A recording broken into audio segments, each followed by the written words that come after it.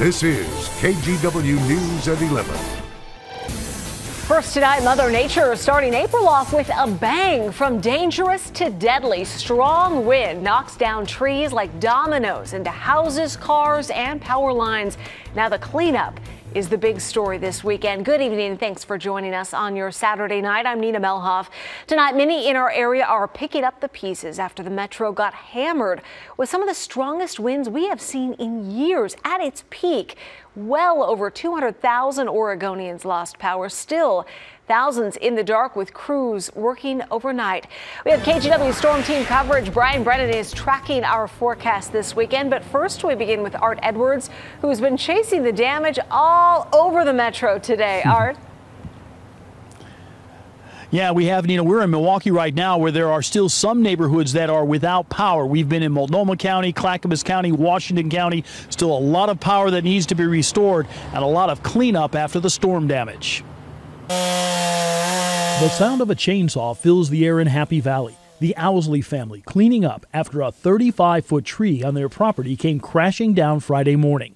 Sheila Owsley was outside checking on wind damage when it happened. And suddenly the largest snap happened and the tree just totally fell. It's a Doug fir, and so it just totally collapsed and fell, slightly hit their house, the neighbor's house.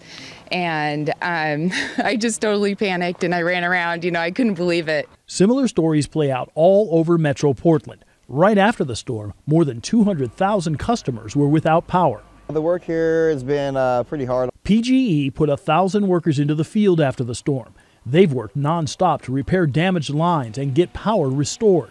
Biggest wind we've seen since 2006 and one of the biggest outages we've ever experienced. We want to thank our customers for their patience as we're working round the clock to get everybody back online. People are doing what they can to deal with the aftermath of the storm.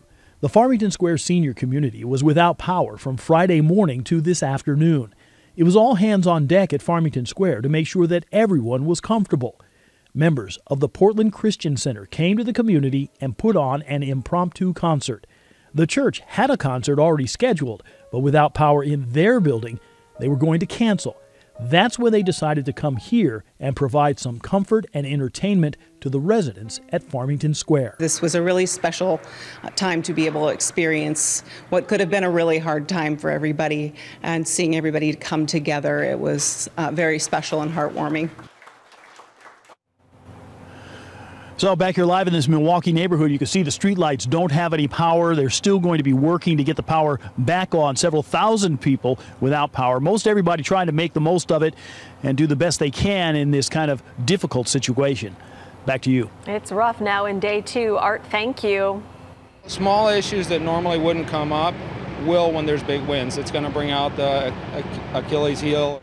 And that Achilles heel proved disastrous over and over again yesterday. This is video from Lake Oswego where crews using this giant crane to lift 2 trees off a home. Scenes like this, unfortunately, were a dime a dozen today. And tonight we're told in most cases, the wind is only partially to blame for those trees coming down. KGW's Maggie Vespa explains why.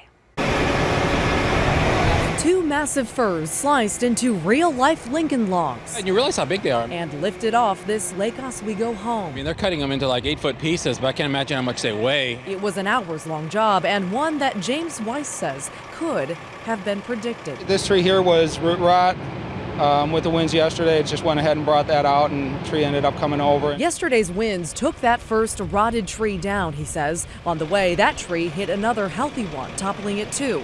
No one was hurt, but across the Portland area, that wasn't always the case. One man yesterday died after being hit by a falling limb. In another case, a 12-year-old girl was pinned by a tree that crashed onto her home. Weiss didn't work on either one of those scenes, but says the majority of the time, even in winds as strong as those we saw yesterday, healthy trees don't topple. Small issues that normally wouldn't come up will when there's big winds. It's going to bring out the Achilles heel. He advises giving all trees in your yard a thorough once-over. Look for conchs, he says, or mushrooms growing from the base of the tree. Experts also recommend looking for holes where branches may have fallen. Finally, if the trunk is leaning or losing leaves from the outside in, it may be rotting in some form. Either way, Weiss recommends having an arborist check your trees at least once a year. Neighbors say, even so, this is a fact of life. One of the pros and cons of living in a wooded area, and every single time this happens, at least one of the neighbors gets impaled. Even our house has been impaled twice, so it's kind of scary. Maggie Vespa, KGW News. Well, winter may be over, but hey, now we know that does not matter. Brian Brennan joins us now with our first look at our forecast. Brian. Yeah, it was a very winter-like storm. That's normally where we see that low pressure riding up along the coast and whipping the winds. Hey, today really was gorgeous, really for the most part, and you saw a lot of different kinds of clouds out there. Thank you very much for tweeting this picture to us. But then, right when you were enjoying the sunshine, you saw some heavy showers run through, and some of them had some good-sized hail, at least bigger than pea-size in many locations, and accumulating hail as well. And that can make the roads really slippery. So we had that this afternoon. This evening and into the overnight hours, though, it looks like the showers have really decreased. High pressure is building. Skies are really starting to clear. You can see a lot of stars out there. It's 43 degrees right now. I think we dip into the 30s. Some spots where the clouds really clear could get closer to freezing. So outside of Portland, we might see some patchy frost overnight. You'll wake up to partly sunny skies tomorrow. We'll get up to 56 degrees before rain starts moving in again. And there's a chance of thunder once the sun goes down. We'll tell you all about that coming up in the next 10 minutes. Nina. Brian, thanks. We'll see you soon. We now know the names of the 4 people who died when their small plane crashed north of Eugene. Deputies say 67-year-old Mark Aletke was the pilot flying a family of 3 from Van Nuys, California to Eugene. And the AP is reporting tonight that that family was on a college scouting trip for their son to check out U of O. The bodies of 42-year-old John Zitting, his wife Karen, and their 17-year-old son were found inside the wreckage. The plane went down in a field near the small town of Harrisburg. Witnesses described powerful winds at the time. Investigators are now trying to determine how much the weather or technical issues factored into the crash. The U.S. missile strike on a Syrian airbase is having an impact around the world, especially on U.S.-Russian relations. NBC's Richard Engel reports on the challenge ahead for President Trump. Russian state TV broadcast images today from the base in Syria. The Pentagon said it largely destroyed. The footage shows some damage and, defiantly, fighter jets taxiing and taking off. In broad daylight, it's unclear if the aircraft were flown by Syrian or Russian pilots, but the message is clear. The U.S. strike changed little. And just so Russia's point couldn't be missed, Moscow is sending this warship, the Admiral Grigorovich, armed with its own cruise missiles, to the Mediterranean. Prime Minister Dmitry Medvedev warned on Facebook that Washington and Moscow were just on the verge of conflict. All of it is a sharp warning to President Trump. Don't attack Russia's allies again. Things that the Russians are saying and the things that the Russians are doing are, in many respects, for their public's consumption. While the missile strikes were generally welcomed around the world, critics are increasingly asking if the Trump administration has a thought-out strategy. The current policy seems full of contradictions, expressing concern for civilian suffering in Syria. Even beautiful babies. While trying to ban all Syrian refugees from entering the United States. Bombing the Syrian regime while also bombing groups the regime is fighting.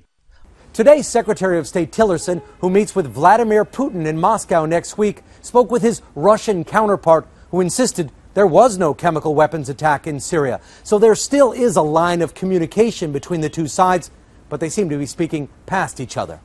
Richard Engel, NBC News, Istanbul. Around the world, certain groups celebrated today as I Can't Keep Quiet Day. It's part of the Women's March movement that we saw in January after President Trump's inauguration. I can't keep quiet.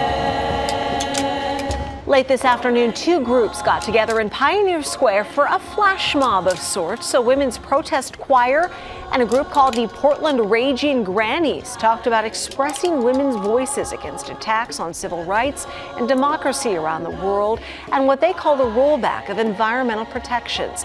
They wore the pink hats made popular in January's Women's March, and while they said it wasn't an anti-Trump rally, they don't agree with many of his policies.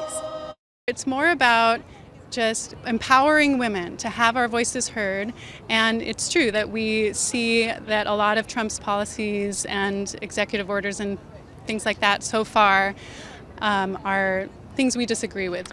Dozens from today's group also marched on the Portland Bus Mall. Developing right now, Vancouver police are asking for your help finding a missing man. 62-year-old Chaub Samuan went for a walk yesterday morning and has not returned home. He was last seen in the area of 86th Avenue and Northeast 29th in Vancouver. Police say he has memory issues. Samuan often walks to Ogden Elementary School in a nearby park. Police say they've searched that area but haven't found him. If you see him, please call 911. Still ahead, a lot of duck and diving and weaving going on in Silverton today as dodgeball players from all over descended for a tournament. We'll show you how they battled it out on the court to raise money for a good cause. And Rip City rolls. Did you see this game tonight on KGW? The Blazers resoundingly defeat the Utah Jazz, and Lillard making history in the process. What are the team's chances now for a postseason, and how many points did Lillard score? Oh, that is coming up later in sports.